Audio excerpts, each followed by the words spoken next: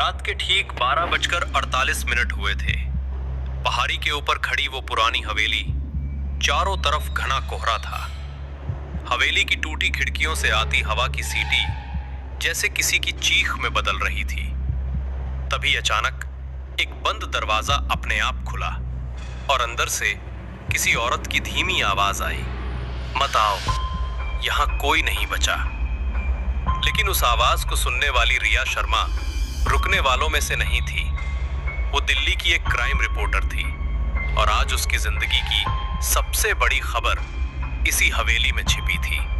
पिछले 10 सालों में यहां हुए 4 रहस्यमय हत्याओं का राज। पर उसे नहीं पता था कि इस हवेली में सिर्फ एक कहानी नहीं बल्कि एक जिंदा हत्यारा भी है जो आज रात उसका इंतजार कर रहा है। और जब सच सामने आएगा तो एक सवाल सबके दिल में गूंजेगा, हत्यारा कौन? उत्तराखंड के एक छोटे से पहाड़ी कस्बे कसार देवी में ठंडी हवाएं अक्सर फुसफुसाहट करती थी। यहाँ कुछ तो छिपा है। हरे देवदार के बीच बसा ये कस्बा बाहर से शांत था, पर इसके भीतर अनगिनत रहस्य सोए हुए थे। कस्बे के बीचों बीच एक पुरानी लकड़ी की ब्रिटिश हवेली थी, रहमत विला। कहते हैं इस हवेली में कभी किसी अंग्रेज अफसर की मौत रहस्यमय हालातों में हुई थी। तब से लेकर आज तक हवेली अक्सर खाली ही रहती थी। लेकिन इस बार वहां रहने आई थी रिया शर्मा, दिल्ली से आई एक युवा पत्रकार। रिया 28 साल की थी, तेज, जिज्ञासु और कुछ जिद्दी भी। वो दिल्ली के एक न्यूज़ चैनल में क्राइम रिपोर्टर थी, पर कुछ महीने पहले उसके साथ एक केस में गलत रिपोर्टिंग का इल्जाम लगा था। अपनी साख वापस पाने के लिए वो एक बड़े एक्सक्लूसिव स्टोरी की तलाश में थी और उसे उम्मीद थी कि कसार देवी की रहमत विला में उसे वो मिल जाएगा। जब रिया हवेली पहुंची, शाम का समय था। आसमान में बादल घिर चुके थे और हवाओं में एक अजीब ठंडक थी। पुराना चौकीदार माधव, लगभग 65 साल का, उसे देखकर बोला, बिटिया, आप यही रहोगी? रात को यहाँ हवा भी बोलती है। रिया मुस्कुराई, डरिए मत माधव जी, मैं रिपोर्टर हूँ, भूतों से नहीं डरती, बस थोड़ा रिसर्च करना है। माधव बोला, ठीक है, पर अगर आधी रात को कदमों की आहट सुनाई दे तो डरना मत। हवेली के भीतर लकड़ी के फर्श चरमराते थे। दीवारों पर पुरानी तस्वीरें टंगी थीं, अंग्रेज अफसरों और उनके परिवारों की। एक तस्वीर पर रिया की नजर ठहर गई। उसमें एक अंग्रेज अफसर कैप्टन हेनरी क्लिफोर्ड था, जिसके चेहरे पर अजीब मुस्कान थी और आंखों में कुछ पागलपन झलकता था। माधव ने बताया, यही था वो आदमी बिटिया। इसकी बीवी की लाश इसी हवेली में मिली थी और बाद में ये खुद भी मर गया। तब से यहाँ रात को कोई नहीं टिकता। रिया ने हल्की हंसी ली। कहानी तो बढ़िया है माधव जी, शायद मेरी रिपोर्ट का टॉपिक मिल गया। उस रात रिया अपने कमरे में लैपटॉप खोलकर नोट्स बना रही थी। बाहर हल्की बारिश हो रही थी। घड़ी ने रात के 12 बजाए। अचानक ऊपर की मंजिल से किसी के चलने की आवाज आई, टक टक टक। रिया चौंकी। वो अकेली थी। माधव अपने कमरे में था जो हवेली के पीछे वाले हिस्से में रहता था। वो टॉर्च लेकर ऊपर गई। फर्श की लकड़ी चरमरा रही थी। कॉरिडोर में हवा के झोंके से एक दरवाजा धीरे धीरे खुला। चींक। रिया ने दरवाजे के अंदर झांका। अंदर एक कमरा था जिसमें धूल जमी हुई थी, मगर फर्श पर ताजे गीले पैरों के निशान थे, जैसे कोई अभी अभी यहाँ चला हो। वो नीचे भागी और माधव को जगाया। माधव जी, ऊपर कोई है? माधव धीमे स्वर में बोला, मैंने कहा था बिटिया, यहाँ रात में कोई ना जाए, वो कमरा तो सालों से बंद है। रिया ने कांपते हुए कहा, लेकिन वहाँ पैरों के निशान थे, कोई जरूर है।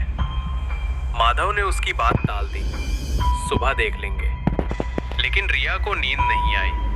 उसके मन में अब सिर्फ एक सवाल था, क्या इस हवेली में कोई और भी है? अगले दिन रिया ने हवेली का हर कोना खंगालना शुरू किया। एक पुरानी अलमारी में उसे कुछ पुराने दस्तावेज और डायरी मिली, कैप्टन हेनरी की डायरी। डायरी के कुछ पन्ने गीले और फटे हुए थे, लेकिन कुछ साफ थे। उसमें लिखा था, ऐना मुझसे दूर चली गई, उसने मुझे धोखा दिया, मैं उसे जाने नहीं दूंगा। अगर वो मेरी नहीं हो सकती तो किसी की भी नहीं। रिया के हाथ ठिठक गए। क्या यही ऐना उसकी बीवी थी जिसकी हत्या हुई थी? लेकिन डायरी का आखिरी पन्ना और भी डरावना था। वो मरी नहीं है, वो आज भी यहीं है, मेरे पास, हर रात। रिया ने ठंडी सांस ली। उसने डायरी को बैग में रख लिया। ये उसकी स्टोरी का बेस बन सकता था। तीसरे दिन रिया गांव के पास के पुलिस थाने पहुंची। वो वहां के इंस्पेक्टर राघव चौहान से मिली। राघव लगभग 35 साल का, सीधा सादा और कुछ रहस्यमय आदमी था। रिया ने कहा, इंस्पेक्टर, क्या रहमत विला में हुई पुरानी मौतों का कोई रिकॉर्ड है? राघव ने थोड़ा चौंक कर कहा, आप उस हवेली में रह रही हैं? वो तो अब बंद घोषित है। पिछले साल भी वहां एक लड़के की लाश मिली थी, टूरिस्ट था, मौत रहस्यमय थी। रिया ने चौंक कर कहा, क्या कोई और मरा था वहां? राघव बोला, हाँ, पुलिस ने आत्महत्या बताया, पर मुझे कुछ गड़बड़ लगी थी। रिया को लगा अब उसकी स्टोरी और बड़ी होने वाली है। रात को लौटकर जब वो हवेली पहुंची तो उसने देखा माधव दरवाजे पर नहीं था। कमरे में घुसते ही एक ठंडी हवा का झोंका आया। टेबल पर डायरी खुली हुई थी, जबकि उसने उसे बंद करके रखा था। उस पर लिखा था, रिया, अब तू भी जान जाएगी। वो डर गई, कांपते हुए बोली, ये किसने लिखा? उसी समय ऊपर से फिर कदमों की आवाज आई, टक टक टक। वो हिम्मत जुटाकर ऊपर गई। कमरे का दरवाजा खुला था और अंदर एक परछाई खड़ी थी। रिया चीखी, कौन है वहां? परछाई धीरे धीरे पास आई और सामने था माधव। बिटिया, आप यहाँ क्यों आई? मैंने मना किया था। रिया गुस्से में बोली, तुम थे वो जो मेरी चीजें छू रहे थे? माधव ने कहा, नहीं बिटिया, मैं तो डर से यहाँ नहीं आता, पर वो चीज अब जाग चुकी है। रिया कुछ कहती, इससे पहले ही हवेली की लाइट्स बुझ गई और दरवाजा अपने आप बंद हो गया। अगली सुबह रिया ने इंस्पेक्टर राघव को फोन किया। यहाँ कुछ अजीब हो रहा है, मुझे लगता है कोई मुझे डराने की कोशिश कर रहा है। राघव तुरंत हवेली आया। उसने पूरी हवेली की तलाशी ली, पर कुछ नहीं मिला। फिर उसने कहा, रिया, हो सकता है कोई इंसान तुम्हें डराकर भगाना चाहता हो। यह हवेली काफी महंगी जमीन पर बनी है। रिया को शक हुआ, क्या माधव इसका हिस्सा है? लेकिन उसी रात एक और हादसा हुआ। सुबह रिया जब उठी तो हवेली के पिछवाड़े से कुछ शोर आया। वो बाहर भागी। माधव की लाश जमीन पर पड़ी थी। उसकी आंखें खुली थी और होठों पर खून का निशान था। रिया कांप गई। हे भगवान! इंस्पेक्टर राघव तुरंत बुलाया गया। उसने शव की जांच की और कहा, किसी ने गला दबाकर मारा है। लेकिन अजीब बात यह है कि उसके नाखूनों में राख और धूल है, जैसे उसने किसी से झगड़ा किया हो।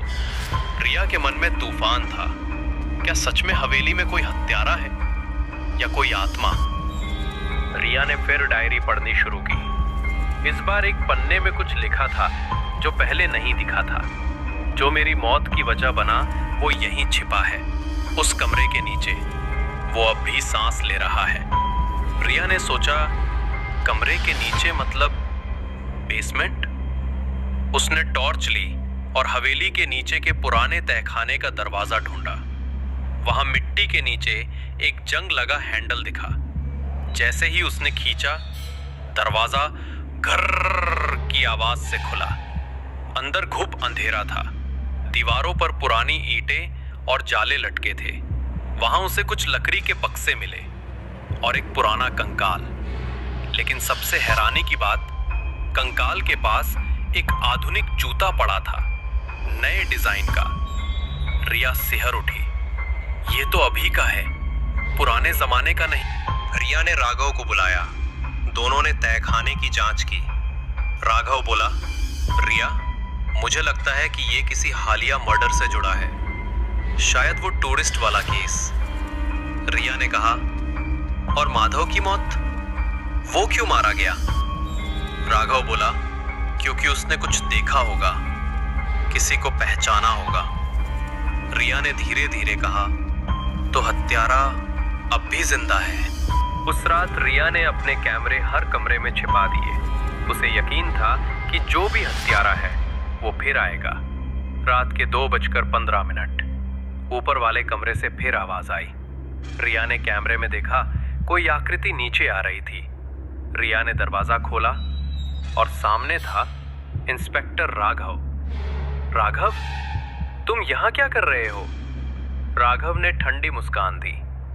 रिया, अब जब इतना जान ही लिया है तो पूरा सच भी सुन लो। रिया स्तब्ध रह गई। राघव ने कहा, वो टूरिस्ट जिसने यहां आत्महत्या की थी वो मेरी गर्लफ्रेंड थी। वो यहां आई थी मुझसे दूर होने, पर उसने सब कुछ रिकॉर्ड कर लिया था कि मैं उसे धमका रहा था। उसने ये हवेली में छिपा दिया था। रिया कांपते हुए बोली, तो तुमने उसे मारा? राघव बोला, और माधव को भी। उसने मुझे देखा था। रिया ने पीछे हटते हुए कहा, मैं सब रिकॉर्ड कर चुकी हूं।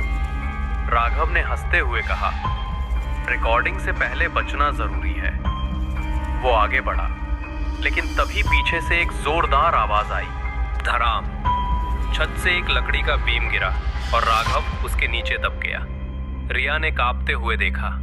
राघव की आखिरी सांस निकल गई और तभी हवेली के भीतर से वही परछाई दिखी, एक औरत की, पुरानी अंग्रेजी गाउन में। उसने रिया की ओर देखा, मुस्कुराई और हवा में गायब हो गई। अगली सुबह पुलिस आई। रिया ने सारे सबूत सौंप दिए। राघव के अपराध का खुलासा हुआ, लेकिन रिया के कैमरे की एक फुटेज सबसे चौंकाने वाली थी। राघव की मौत से पहले कुछ सेकंड में कैमरे में एक औरत की परछाई साफ दिख रही थी, जो बीम को हिलाती हुई दिखाई दी। कोई इंसान नहीं, कोई मशीन नहीं, वो थी एना क्लिफर्ड। रिया ने धीरे से कहा, शायद अब उसकी आत्मा को शांति मिल गई। हवेली में उस दिन पहली बार सूरज की रोशनी पूरे कमरे में फैली, पर दीवार पर टंगी कैप्टन हेनरी की तस्वीर अब मुस्कुरा नहीं रही थी। उसकी आंखें जैसे बंद हो गई थी।